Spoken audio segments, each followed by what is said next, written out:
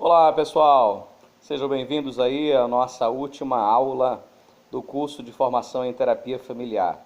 Parabéns a você que chegou até esse momento do curso, até essa reta final. No final da aula eu vou falar sobre o certificado e também sobre a credencial.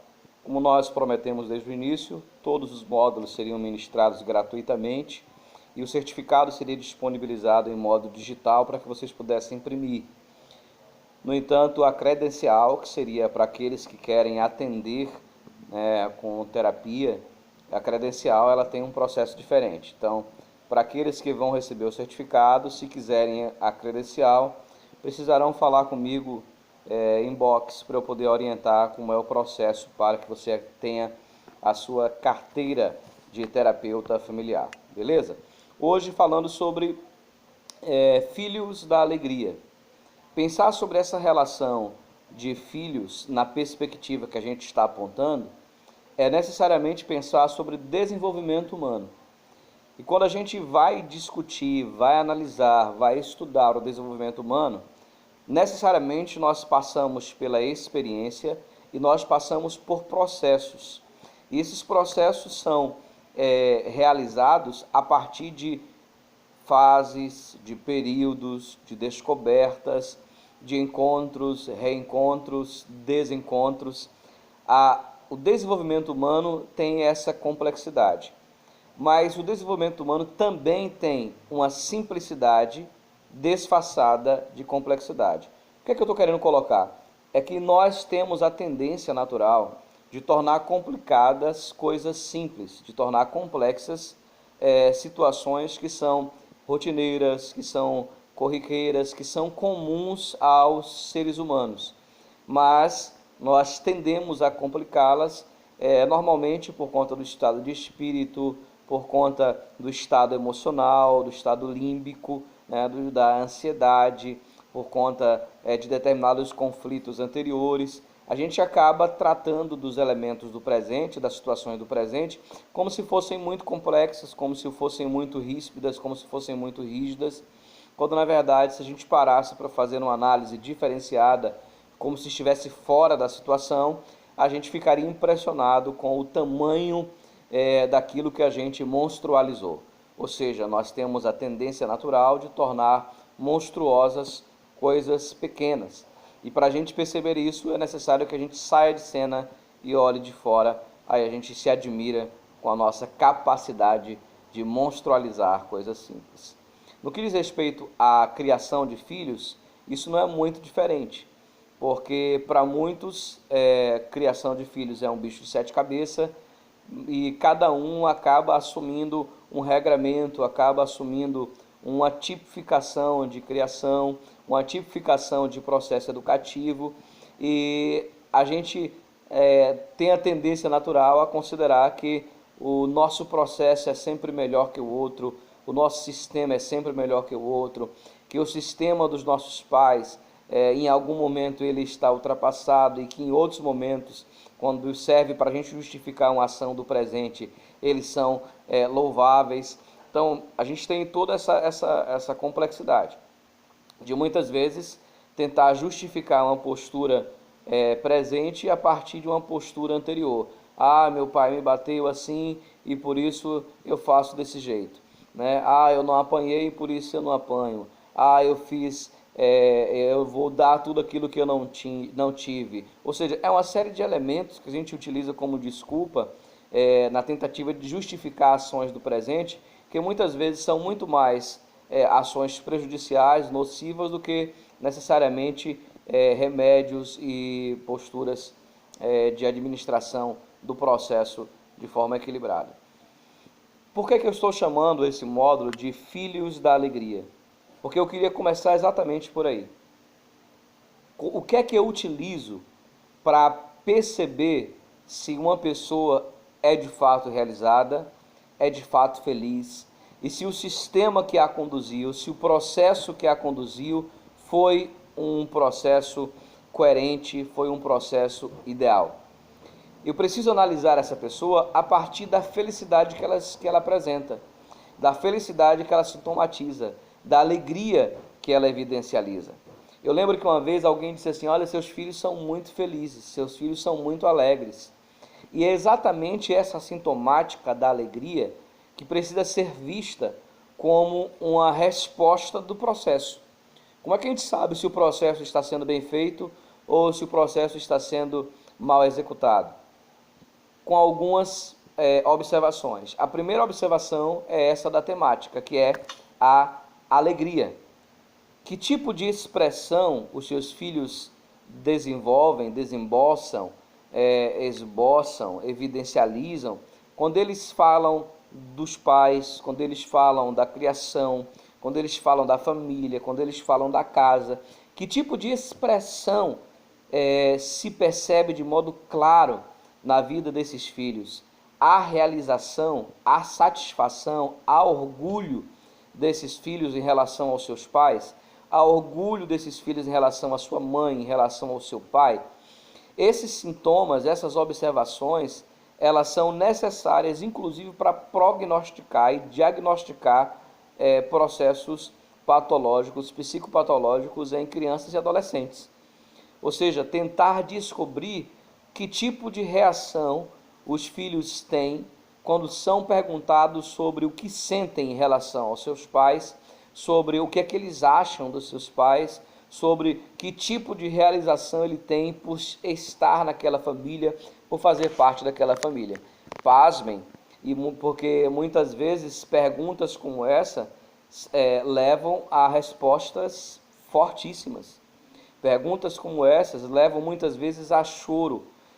Como é que a gente chama choro nesse processo terapêutico? A gente chama de catarse, tá?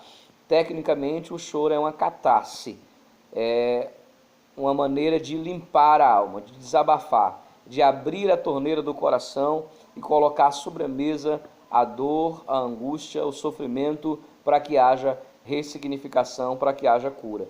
Então, quando a gente pergunta muitas vezes aos filhos: o que é que você me diz sobre o seu pai? O que é que você acha sobre o seu pai? O que é que você acha da sua mãe?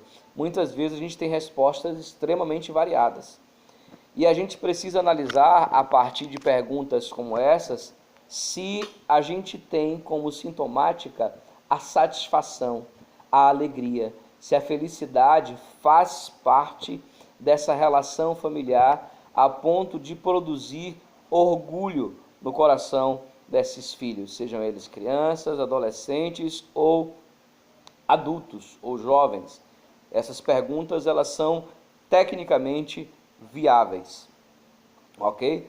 Se os filhos chegam num consultório, num consultório, num gabinete, numa conversa terapêutica com você, é interessante que esse tipo de pergunta aconteça para que faça com que ele traga para o cenário, traga para a mesa a relação dele com os pais.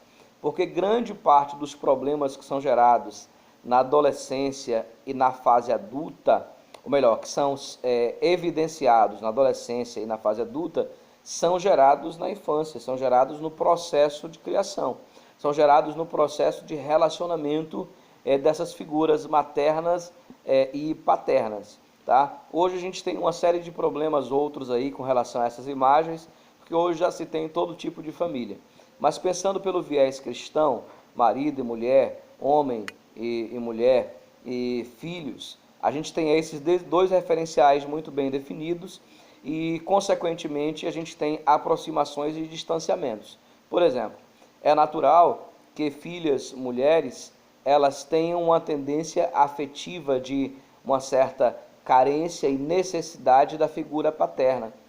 E, embora elas amem muito, desejem muito, curtam muito e queiram muito a sua mãe, quando diz respeito a essa figura do sexo oposto, da referência de pai, né, para a menina, há um gatilho de carência afetiva que se desenvolve, que se estabelece e que grita por uma afetividade desse ser masculino que protege, que acolhe, que orienta e que não é apenas a figura da disciplina. Por que eu estou colocando isso? Porque a gente às vezes tem muito bem definido esses papéis. A mãe acolhe, o pai disciplina. E quando esses papéis ficam definidos dessa maneira, a gente tem algumas quebras, alguns problemas de referencial, porque tanto a mãe deve exercer o papel da disciplina, quanto o pai. Tanto o pai deve exercer o papel do afeto, do carinho, quanto a mãe. Então essa relação dual de afeto e disciplina são relações que precisam fazer parte das duas figuras. E quando elas são gerenciadas de forma adequada, então a gente tem o sintoma da realização. A gente tem o sintoma da alegria, da satisfação, porque ela não olha a criança, a menina não olha para o pai apenas vendo a disciplina, ela olha também vendo o afeto. E aí quando a gente pensa sobre o menino, que tem essa carência desenvolvida, diretiva, direcionada a essa figura da mãe, a essa figura materna do acolhimento, muitas vezes ele também acaba sofrendo essa lacuna da ausência da disciplina de uma mãe que é super protetora, que é super acolhedora e que entende que deve cobrir o seu filho homem de toda a proteção do mundo para que ele cresça forte, quando na verdade isso é um paradoxo. A ideia dessa proteção exagerada, ainda que não seja pela mãe, seja também pelo pai, ao invés de produzir um ser humano forte, tem a tendência de produzir alguém muito fraco, indefeso, que tenha dificuldade de reação diante das situações da vida, diante dos acontecimentos que de repente irão surgir na ausência dos pais. Porque é fato que você pai, que eu pai, que nós pais, que você mãe, nós não estamos o tempo inteiro presente, vigiando a todo momento todos os acontecimentos. E muitos destes vão fugir do nosso olhar, muitos destes vão fugir da nossa percepção real. E aí é necessário que, não obstante você esteja longe, a figura esteja longe, esteja impregnado no coração e na mente das crianças o senso de disciplina e o senso de acolhimento. Porque quando ela sentir a necessidade de afeto lá fora, ela vai lembrar que ela tem em casa. Quando ela sentir a necessidade de um limite, ela vai lembrar que existem normas, que existem leis, que existem diretrizes, que existem orientações que foram estabelecidas no processo da educação, no processo do relacionamento. E aí você começa a criar crianças com um certo nível de equilíbrio que está centrado na relação de disciplina e acolhimento. Portanto, significa dizer que a proteção tem limite, significa dizer que a disciplina tem limite, significa dizer que o acolhimento tem limite. Ou seja, é preciso transitar entre acolhimento e disciplina, é preciso transitar entre disciplina e acolhimento. Essas duas figuras, essas duas imagens precisam ficar claras na relação, e esse desenvolvimento precisa acontecer em momentos pontuais, quando eu acolho e quando eu disciplino. A disciplina, ela serve como orientação, independentemente se essa disciplina é com varas, se essa disciplina é com palavras, se essa disciplina é retirando alguma coisa que se gosta, se essa disciplina ela é comportamental. O fato é que ela precisa ser pontual. Quando ela acontece, ela precisa acontecer de forma clara. Eu estou fazendo isso por essa razão. Você está perdendo isso porque você agiu assim. O meu comportamento com você será dessa forma porque você provocou isso com essa atitude. Ou seja, a disciplina precisa ser pedagógica, precisa ser orientadora, precisa ser clara, para que ao repetir ou se aproximar do ato por uma segunda vez ou uma terceira vez, um gatilho dispare na mente dessa criança, adolescente, jovem, dizendo: você lembra o que aconteceu? Você lembra que você perdeu isso porque você agiu dessa maneira? Você lembra que você teve essa e essa outra disciplina porque você tomou essa decisão? Então, esse limite, quando ele é orientador, ele produz um lembrete, ele produz um sinal, um signo na mente da criança e do adolescente que vai fazer com que eles conduzam isso para a vida. Eu ouço algumas preocupações de pais do tipo: eu ensinei tanto o meu filho o evangelho, eu criei o meu filho na igreja e hoje ele está desse ou daquele jeito, meu filho desviou, e o que é que eu faço? Onde foi que eu errei? Uma das coisas que eu gosto de colocar quando se pensa sobre esse assunto, e aqui a gente está trabalhando em terapia cristã, é o fato de que a nossa mente é alicerce da vida, tá? Aquilo que a gente coloca na mente vai servir de base para a maneira como a gente vai viver no futuro. Aquilo que se coloca na mente das crianças no presente servirá de base para quem elas serão no futuro. Por isso que quando você alimenta a criança, por mais nova que seja, com relação à formação, à faculdade, ao que ela vai ser, você está criando um alicerce, você está criando uma base, você está criando um lembrete, um signo que faça com que ela não esqueça que existe um propósito para a vida dela e que ela precisa seguir esse propósito com objetivos que vão ficando cada vez mais claros na caminhada. Então é preciso colocar esses termos de forma clara. E aí, quando você ensina, por exemplo, o que é certo e o que é errado, quando você ensina o Evangelho, quando você ensina que sem Jesus, por exemplo, não há salvação, que para irem para o céu eles terão que servir ao Senhor. Quando você vive essa experiência da salvação e quando você ensina isso para seus filhos, suas crianças, seus adolescentes, por mais que aconteçam percalços no caminho, por mais que aconteçam os problemas na estrada, haverá sempre um signo, haverá sempre um sinal, sempre um lembrete que fará com que um alerta seja acionado sobre o que foi ensinado, sobre o que foi aprendido e sobre as consequências das atitudes contrárias a esse ensinamento. Então, não há muito que se preocupar se o ensinamento está acontecendo.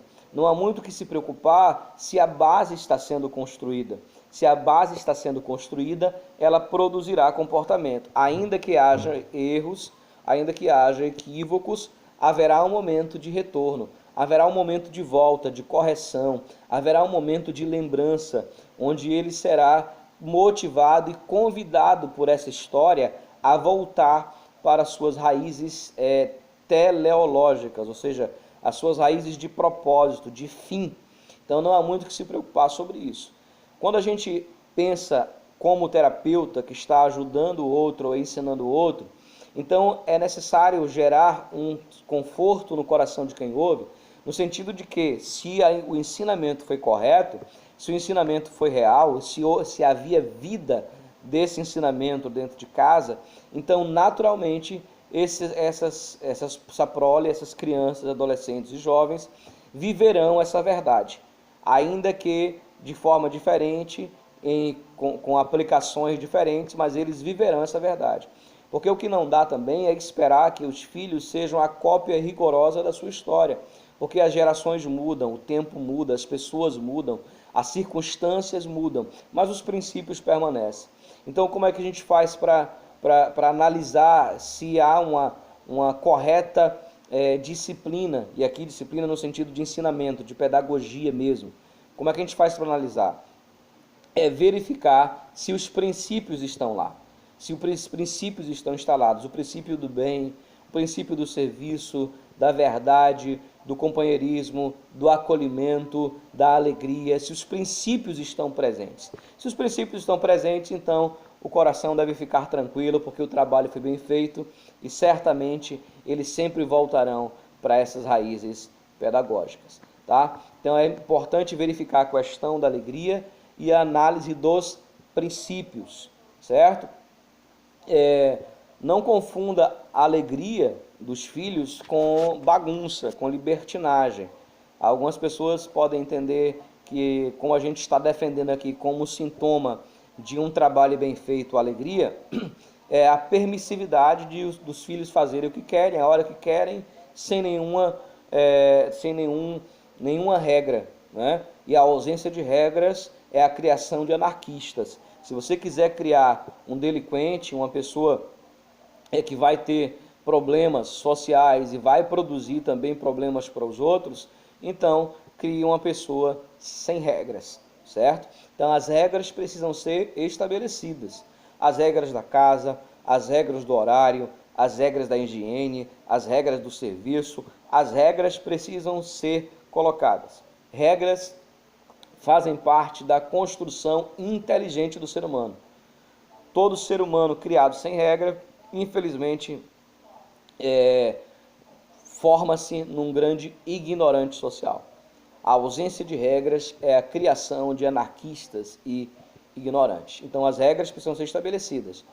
Estou falando isso porque às vezes a gente vê filhos porque fazem o que quer, a hora que quer, pulam em tudo, gritam com todo mundo, não tem respeito por ninguém, e aí os pais dão risada, ficam envergonhados, ficam acanhados, e às vezes passam a mão na cabeça e dizem é porque é criança. Não, não procede, tá? Não procede. Crianças precisam de limites e os pais são essa figura de referência que precisam colocar esses limites com sabedoria, com pulso firme, para que a autoridade seja estabelecida na casa.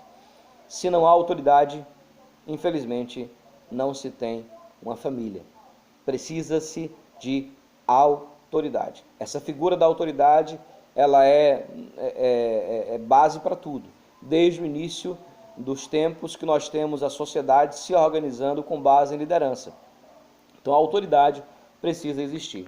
A ausência de liderança, a ausência de autoridade, a ausência de disciplina, a ausência de regra, a ausência de limite não pode ser justificada pela alegria. A alegria que a gente defende é a alegria que é construída com bases sólidas, educativas, de afetividade, de acolhimento e de disciplina e, consequentemente, de princípios. Tá? Isso é indispensável. Mas eu queria que você tomasse como eu posso colocar, como semiologia, como sinal, a questão da alegria. Porque filhos saudáveis são filhos que são alegres. Tá? Quando você vê uma criança muito triste, isolada, cabisbaixo, pensativa, é preciso se preocupar. É preciso ver isso como um sinal amarelo e chamar a atenção para ver o que está acontecendo. Filhos precisam ser alegres. Se eles são tristes, isolados, enclausurados, então alguma coisa está errada e certamente o processo foi atropelado, foi equivocado. Pode ser culpa de alguém, pode ser culpa da história, pode ser culpa do processo. O fato é que isso precisa ser modificado. Recentemente eu estava vendo a entrevista de uma pessoa extremamente bem posicionada, com um cargo público excelente, um dos mais cobiçados do nosso país, que teve o seu filho em suicídio, perdeu o seu filho porque se suicidou, a sua esposa teve uma depressão e faleceu depois com um infarto, e ele agora estava isolado com a sua filha, vivendo apenas eles, tendo essa experiência de perda que demonstra claramente que houve erro no processo, que houve erro. Não houve implantação de princípios, não houve implantação pedagógica disciplinar com base no afeto, acolhimento e limites. Alguma coisa ficou pelo caminho. Alguma coisa não foi construída de modo correto e precisa ser corrigida. Só que no caso dele já é tarde demais. Você talvez, que está me ouvindo agora, não precise ter perdas para fazer essas correções. Os filhos vão tomar sempre, consciente ou inconscientemente, os pais como referencial. Ainda que eles falem de coisas que eles não gostam dos pais. Perceba que normalmente eles desenvolvem atitudes que eles não gostam dos pais. Se você parar agora para pensar o que é que você vê no seu pai ou na sua mãe que você não gosta, e falar agora aí o que você está pensando, agora analise se você tem ou não essa característica. Você vai perceber que normalmente, em alguns momentos, você desenvolve a mesma característica que você critica na sua família. Então é preciso ter cuidado, tá? É preciso avaliar isso com muita cautela. Se o processo terapêutico vai perpassar pela análise dos filhos, da infelicidade estabelecida na casa, é preciso colocar todo mundo junto e pedir que cada um fale o que sente em relação ao outro. Quando o filho fala o que sente em relação à mãe, quando o filho fala o que sente em relação ao pai, quando o pai fala o que sente em relação ao filho, quando eles têm a oportunidade de olhar nos olhos e dizer eu sinto isso, eu vejo isso, é isso que eu estou vivendo, então a gente tem aí uma grande possibilidade de colocar as emoções no lugar certo e provocar uma catexia. Catexia é um termo técnico que se aplica para essa ideia de transferir a energia ou o estresse ou a adrenalina para o lugar certo, nas doses certas, certo? Ok? Então é preciso colocar sobre a mesa e pedir que haja um desabafo que olhe para o outro. E muitas vezes você vai ver que a pessoa tem medo de falar, e você, como figura de autoridade ali você vai dar segurança ao processo, dizer: eu estou com você, pode falar, tudo vai dar certo. Quando você assume essa postura, você dá segurança ao ambiente, e aí acontece o desenvolvimento da fala, o processo de catarse e, consequentemente, o tratamento. Beleza? Falando sobre o certificado.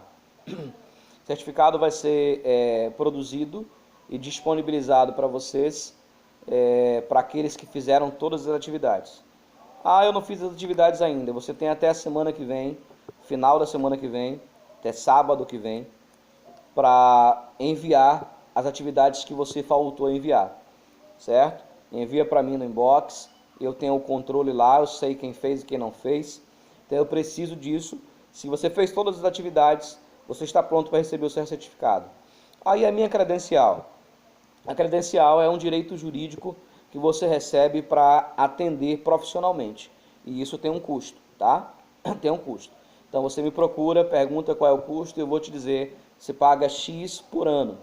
Aí a cada ano você renova a sua carteira, como se fosse uma carteira normal de um conselho ou de uma sociedade terapêutica, certo? Você paga a sua carteirinha, você pode clinicar agora, tem seu certificado, tem sua credencial, pode clinicar tranquilamente nessa área, nessa direção, e tendo o meu suporte. Pode me procurar, se tiver dúvidas, se tiver problemas, se tiver qualquer situação, pode me perguntar, eu vou ter o prazer em lhe orientar. Mas a credencial você precisa pagar um valor por ela, tá? Eu não tenho como disponibilizar isso gratuito, porque nós estamos tratando aqui de um documento jurídico que tem um processo para ser gerado. Então, se você quiser, entre em contato comigo e diz: olha, eu quero a minha carteirinha de terapeuta. Eu vou te passar o valor, você paga o valor, deposita, envia o comprovante, a gente envia a credencial para você e está tudo certo. Beleza? Abração e até os nossos próximos contatos aí. Tchau, tchau.